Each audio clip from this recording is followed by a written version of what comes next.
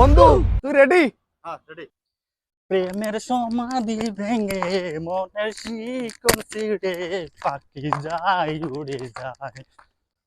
এই তুই এ কি নাচ দিচ্ছিস? এটা স্যাড গানের নাচ। তোর কি এই নাচ নাকি? এই গানে স্যাড নাচ দিতে হয়। তুই আমার কাছে স্যাড গান কেমনে আশা করিস? আমি কোনোদিন প্রেম করছি নাকি? প্রেম করলে না আমার কাছে তুই স্যাড গান আশা করতে পারবি? বন্ধু তুই তাহলে হচ্ছে আমার গার্লফ্রেন্ডের নাম্বার নে, নিয়ে ওকে ফোন দিবি। ও তোর মুখের পরে তখন না বলে দিবি, তখন তো স্যাড গানের নাচটা হবে। হ্যালো মিম, আমি আফিফ ভাইয়ের বন্ধু বলতেছি।